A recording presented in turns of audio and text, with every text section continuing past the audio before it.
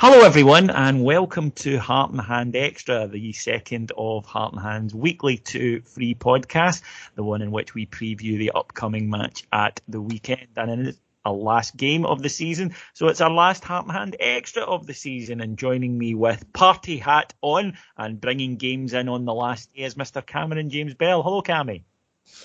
Good afternoon David, how are you my friend?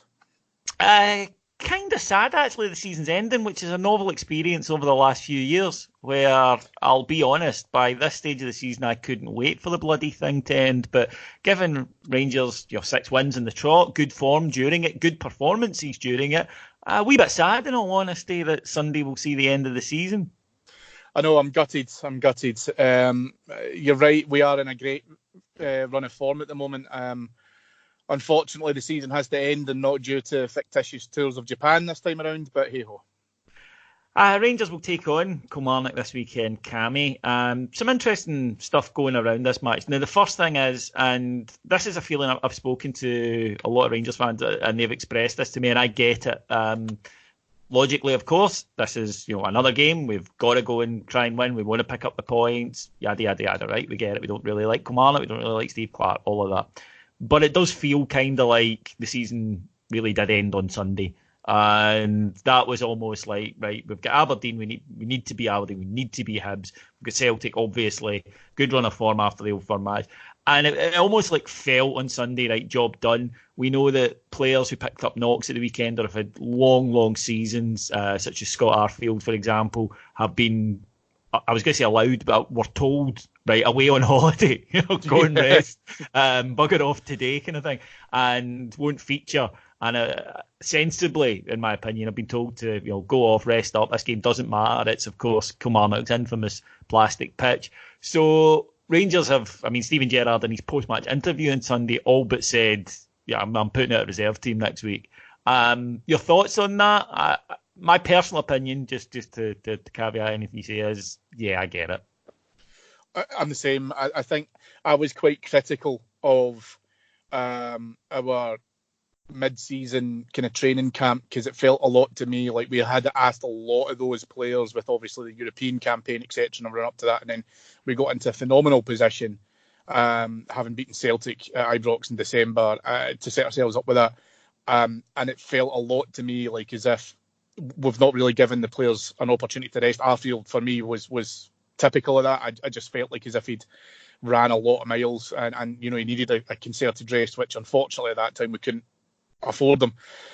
And because of that, I've got to be honest, I think that probably didn't help our performances. It's good man management to say to the players now, look, you've absolutely earned it from this season as a whole. You've really put in a great deal of work and effort. Go and have a break, go and do that. And you're talking about guys like Tavernier and stuff as well, who has been so consistent for us as well, but absolutely does merit a breather. Now, obviously, we don't know the teams yet and what's going to go on, so Tavernier may well play. But I would be willing to bet you that there'll still be players who, thanks to Steven Gerrard and his management team and the commitment that they have, are they asked to play on Sunday, they will absolutely do so. But I think the better thing to do is to give these guys a break and just to give them a bit of a breather. One guy who's more than likely to play is Alfredo Morelos, who wants to finish with another goal, finish the season. Let's not get ahead of ourselves, with another goal. He has been left out of Colombia's provisional squad for the Copa America in the summer. And I've seen some speculation, people saying, this will affect his transfer value. It really won't, because if you're a club who feels Alfredo Morelos is the guy for you, he's going to solve your striking problems or bring something to your club, then you're not going to go, but he didn't make the Colombia squad, now I'm not going to bother. If anything, it's actually a bit of a bonus for you because you got a fresh player coming in the summer.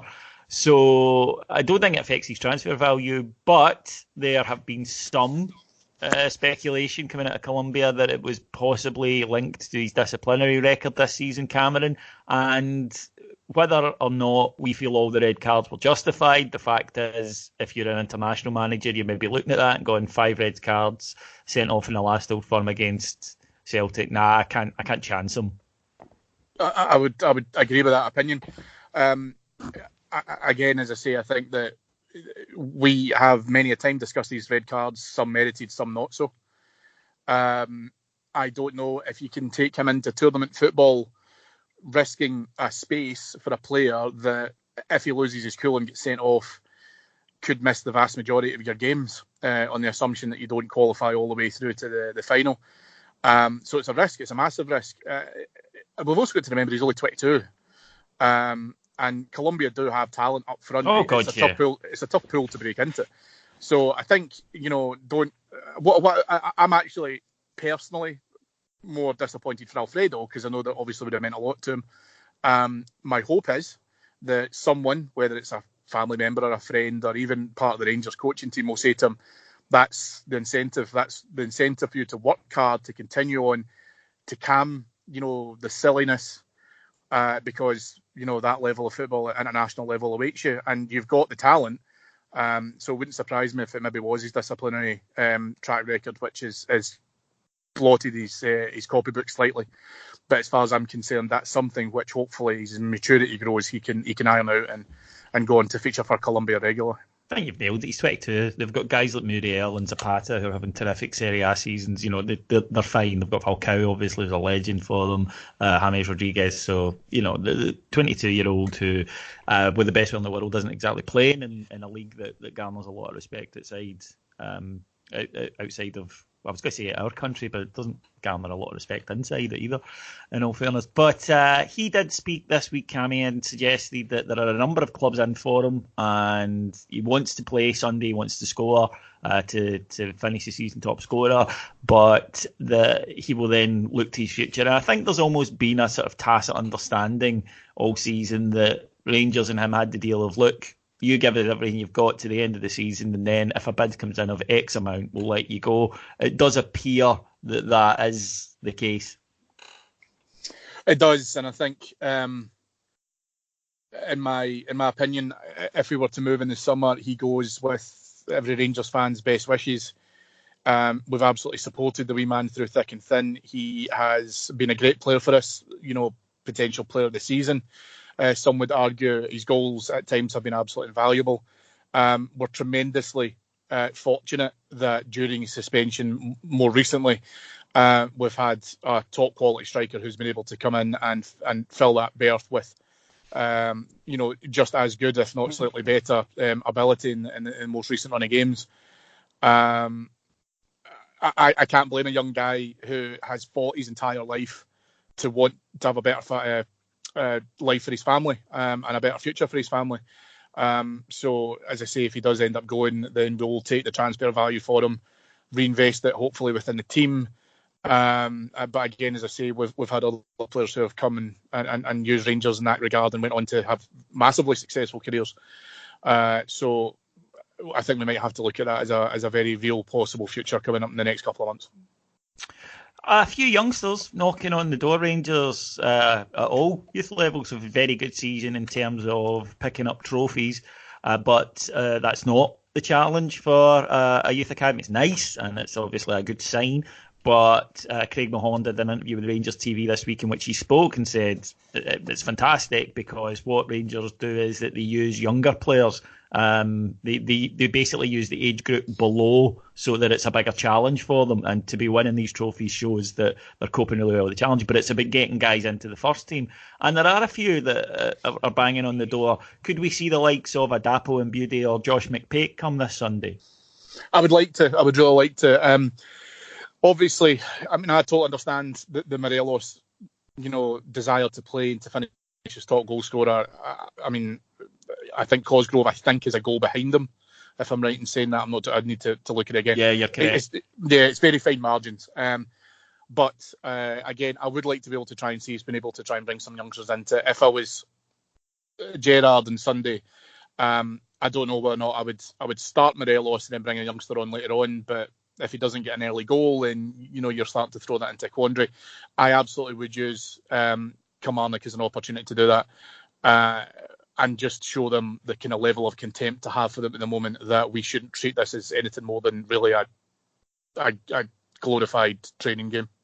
Which it kind of is. It's even being played on a frigging indoor pitch, let's be honest. And not even a very good one. Kilmarnock, a few weeks ago, announced that they were cutting Rangers' allocation for this match, and it's come as no great surprise to anyone in the Ayrshire area that news has emerged that there are plenty of home end tickets kicking about because they've been giving them out to schools, they've been giving them out to local sponsors, after, of course, failing to sell all their tickets. And look, it was their decision. They did, the reasons behind it, I thought, were reasonably solid if they could have sold the tickets, which was it's their 150th anniversary celebrations. The feeling even then was that it would be Steve Clarke's last match, which it looks as though it's going to be, and that the town would turn out to support. But it hasn't panned out. Now, the problem for Kilmarnock, and he'll mend them, is that they basically announced, this is permanent going forward, costing themselves in the region for this match of 100 grand. Fine, if that's what they want to do. But moving forward, they can't afford to be losing, that every time Rangers play. And I'm not sure that they can. I think they've painted themselves into a corner here, Cammy. I'm not sure they can just go, actually, seeing we didn't sell them, we're just, because there was a lot of shite about, it's for safety reasons and this and that and the other, rather than just saying, it's a big last game to us, so we want it more Kilmarnock fans in if possible. They, as I say, then kind of painted themselves into a corner. And as I know very well, that giving out tickets to schools, etc. in Ayrshire might be in the home end, it'll be Rangers fans. Yeah, you're helping the next generation of Rangers fans who maybe couldn't make it to Ibrox and had the game been in Glasgow and something. No, listen, this feels a lot to me like Steve Clarke's agenda has been driven via the club. I don't remember at any point in my lifetime, Davey, this level of needle that we've had with Kilmarnock, and I've got to put that at the door of Steve Clarke. If he leaves, albeit wherever he's potentially going, that it would not surprise me to see Kilmarnock probably, come back from this situation slightly and then probably increase the ticket allocation. Rangers fans have funded that club for fucking decades. So I've just never ever really understood as to why it had to get to this level. And see, if I'm being perfectly honest, you're honestly telling me that for 150th anniversary, you couldn't have used all of the money from Rangers fans, sell out the game as you probably would have, or have a really high gate, and then do another event at some point in the future, or like an open day, or I don't know, something like that you've had the opportunity to be able to do. These fans weren't there during the run of Steve Clarke. If they're supposedly all going to turn up now just to say cheerio to them, I don't really buy that. I think the regular attenders will be there as per, but I don't think you've got all these people in the woodwork who just waiting to come out to say cheerio to him, or all of a sudden caring that it's 150th anniversary. It's a really stupid marketing ploy. And as you say, now they're starting to grasp for excuses. So it feels to me like they've went down a little bit of a direction that they're going to have to crawl back from, and they're going to have to realise that the money is more important than Steve Clarke's hatred of Rangers. He's off by every press report to the Scotland job. Now, I think this is interest for a couple of reasons. One, obviously, he's taken up the national team. But two, I don't believe he takes this job if he thinks he's getting the Celtic job. And we've seen this week with, and this obviously does affect us, which is why we're discussing it. We've seen this week what looks like the start of Lennon campaigning to get the job full time, despite certainly last weekend what appeared a sizable chunk of the Celtic support saying piss off Neil, sizable chunk of the Rangers support saying please, please, please, please, please, please, please. And they've been linked with Mourinho, was shot down by his agent in under an hour. They were linked this week with Rafa Benitez, who, if they can persuade him, fair play, but given he's on £6 million a year at Newcastle, I think it's highly unlikely. And the names being mentioned for it are Neil Lennon, David Moyes, etc. I take it that they know who they're getting because Clarke would have been a fallback for them, surely. Well, Clarke's been quite an impressive Celtic cheerleader for most of the season, as I say, with some of these campaigns against Rangers regardless. But I think the thing is, he's either been told that he's not getting taken into consideration, or he's ruling himself out of it because he believes that there's a clear favourite. I know that Bilic has also been mentioned in some areas of the press as well. I hope he doesn't get it because I like him, but as a football manager, I'd have no concern. I have no concerns about any of the names mentioned. Benitez, that would be a worry, but I really, really can't see that. I mean, Benitez would cost them minimum Rodgers money plus 50%, and given that they want to go down the way from Rodgers money, I just cannot see how they make that work. I don't know either, but then it doesn't feel to me as if there's sufficient budget to invest in a manager and playing squad with the same level of impetus. I think that if Lawwell gets what he wants, which is probably keeping Lennon in that job and then looking at being able to get the PR war on side by investing in the team, then he gets that. I don't know how you do that when you have to pay Benitez X amount and then obviously have to put in. And that's obviously completely outside of any other potential costings which might be coming out of Parkhead in the next few months. In terms of Clark, I'm completely uninterested in the national team, Davey. You know that. The SFA needs completely overhauled. All Clark will end up being is probably, a figurehead within there, whilst they employ people like Malcolm Mackay, etc. I've got zero interest in whatever the national team are going to do. It would surprise me if Steve Clark was to take what is effectively a part-time job, given what we think right now for him is his main desire to stay within club football. And I don't really think if I was a Scotland fan, and let's say I'm a Tartan Army, regular, what I'd be saying to myself is, does Steve Clark want the Scotland job or the Celtic job? And if he would rather have the Celtic job, then I don't want him taking our job as second best. So Scottish football at the national level needs an absolute focus on it that needs to see it completely stripped down and started again. I don't think Steve Clark's the man to do that because, again, I don't think his heart's necessarily in it because he doesn't want to stay at Kilmarnock because he probably thinks he's taken them as far as he can possibly go. But and he's right. Well, no, he is right, obviously, but he absolutely will never be a Rangers manager, so that's 50% of the old firm taken out. It's quite clear Celtic don't fancy him. So Scotland feels like a fallback.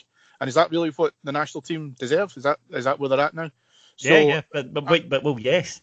No, it is not for me. For you and I, yes, but for no, it is. I mean, Michael O'Neill KB'd it for Christ's sake. Yeah, absolutely.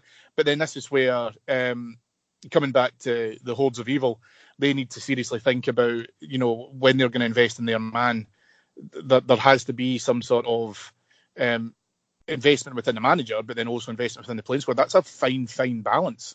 See, before anyone starts to complain, you're talking about Celtic. The reason we're talking about Celtic is in it's a Rangers context because I think that going into next season, Celtic are going to have a worse playing squad than they started this season with because they started it with Dembele, for example, and they're going to have a worse manager. And given that Rangers have improved this season considerably, will hopefully improve again in the summer through transfers, them coming back, and I think they will again with their next appointment, really gives us an opportunity next season to kick on and win the title. Listen, you're totally correct. And I've said it many times, whoever takes that job at Celtic could almost be more important than any player we sign because of the level of prep that Celtic get in order to be able to go for it. Throughout the course of this season, all, for me at least, and I'm happy to debate this with any Rangers fan who may feel differently, I have seen incremental learnings by Steven Gerrard for the mistakes that he's made throughout the course of the season and how he's learned from them. And yes, I know that we might be getting a bit ahead of ourselves because we've had a great run of form in the last few weeks and consistency has been our main problem. But he's acknowledging that. It's not like other people are talking about it and he's closed his ears to it. He absolutely acknowledges where that is. He's come out and said winning Old Firm games isn't the reason as to why we're not going to win the league. It's our inconsistency is the reason as to why we're not going to win the league. So from that perspective, it gives me a great deal of hope to be able to say when he goes into next season, he's already a better, more experienced manager than we received at the start of this season. Celtic need to be able to get into it because the pressure on them is absolutely huge. And the pressure on them is not only the playing squad and the manager, whoever they elect, but also the board because they have so much to lose. This is absolutely pivotal for us to be able to try and do this season because they're absolutely in a state of flux.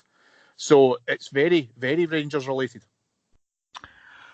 What I will say is going into the summer, I agree with you. I think the manager has learned from mistakes. On the, and I admit I'm biased, but the brilliant interview on Heart and Hand this week with Michael Beale of the Rangers coaching staff, he spoke about that and said that they've learned things like you can't have a one-style-fits-all philosophy because you're playing a technical game in Europe on a Wednesday, but that's no good to you to play that way at Fir Park, for example. And yeah, you're right that they've learned so much. If you want to hear that interview, and trust me, you do, it's absolutely brilliant. Just go to Heart and Hand on Patreon. It's patreon.com/Heart and Hand. That's Patreon, patreon.com/Heart and Hand, and it's AND, not an ampersand. And you will get a wonderful experience. It was an hour, and I could have listened to Michael Beale talking all day, Cammy, not only about his knowledge of football, but to hear somebody who was humble enough to say, yeah, we need to do this, we've got to develop here, we've got to do better in this and that, we've got to adapt to the unique environment of Scottish football to win things, was incredibly heartening, I thought. It's more, you want, as a fan, as you're in that, as you're in the stadium and you see obviously the results against Celtic and the passion, Rapid Vienna, etc., you want to feel as if the management team understand how important it is. And when you listen to that Beale interview, all you hear from him is just this passion and this desire to do it, to get it right, to get silverware back to get the league back to Rangers. And he's just so committed to being able to try and do it. It's just so refreshing and it's fantastic. He's not here to tick boxes. He's not here to be able to say, oh yeah, I've done it and I'll go and do something else or whatever. He has absolutely got the ethos of the pulse of the club in terms of where we're at with our desire for success, being able to do it. And more importantly than that, he's not trying to dilute those expectations. He understands the responsibility that's on part of the management team. And as far as I'm concerned, he's absolutely ready to face them and do his damnedest to make it happen. Okay, Cammy, probably the most difficult one of the season, given that we have absolutely no idea what the team's going to look like on Sunday. But give me a prediction for our final league match of the season. I'm going to say 3-0 Polster hat-trick. I'm going to say 1-1. I think it'll be a really boring end of season 1-1. I've just seen so many of these over the years with Rangers, and I think back to last day draws, especially after a big win the week before. So I'll say 1-1. You don't fancy another 5-5 draw, no, not like we had last season and stuff as well? It could be, because you see it all the time. There were even the games in England last week that a lot of teams in the last day just go out and go, fuck it, let's just have a go. So you either get these crazy games or you get really boring games where the players are like, I've got 2 weeks in Magaluf booked, there's no way I'm picking up an injury and missing out on that. So it could go either way, but I don't think it's one we'll be talking about in 10 years, put it that way. Right, folks, thank you very much for joining myself and Cameron. This is, of course, the last Heart and Hand Extra of the season. We'll be back on Monday with a regular Heart and Hand, and we'll tell you our plans for the summer here, although we are not going away anywhere on Patreon. Come and visit us. You'll still get your daily content over there, but we will have a couple of specials throughout the summer going out for free. Thank you to our executive producers in London, Mike Lee and Paul Myers, and thank you to my guest, the splendid Mr. Cameron James Bell. David, thank you. A pleasure as always. Before we do sign off, can we also just mention to the listeners again, final call for the Heart and Hand book? Oh, of course, yes. Thank you, Martin would have killed me. Martin Ramsey, our esteemed colleague, is writing a book on, and being commissioned. It's a proper book. Don't. He's not just writing a book that'll never see the light of day. Publisher arranged, all that stuff. On the top 50 Rangers games of all time, and he wants your votes on them. Now, all you need to do to send them in is to compile your top 10 and send them to Martin, and it's martin@heartandhand.co.uk. That's Martin with a Y, and it's heartandhand.co.uk. Now, there are no rules in terms of what you can and cannot pick. They can be games that you've seen, but they don't have to be. They can be matches from before you were born. They can be matches you think are significant in the club's history, having heard about them from friends and family, having read about them. It's entirely up to you. So you can decide these are the 10 most important games in our history, or you can decide these mean a lot to me. It doesn't matter. It's down to you. What is a bastard is getting it down to 10. Yeah, so what I've done is, and this is my most scientific method that I've discovered so far, is that I have got it down to 20, which I thought was quite good. Mm-hmm. And I've put them on a dartboard and got 10 darts and just randomly threw darts at the board. And that's my 10. That's as scientific as I can get at the moment, because the list constantly changes. However, Martin is stringent on the rules. Mm-hmm. 31st of May, midnight deadline. And that's it. Yep. Will not be accepted thereafter. Even I can't squeeze one in thereafter. Nope. So, no, you have to make sure your entries are involved in it. And please, I know this sounds like something you're kind of, it's pretty obvious, I'll do it in about 20 minutes. We've been doing this for I've been doing it for nearly 2 weeks. I know, David, you've been kind of puzzling it over. Yeah. It will take time, so please give yourself a good window to make sure that you get your submission in once you've finalised that list. Yep, Cammy spot on there, folks. That's Martin with a Y at heartandhand.co.uk. Thank you very much for listening. Thank you very much for listening to Extra all season. And we will be back on Monday. Until then, I hope your team wins. Take care. Bye.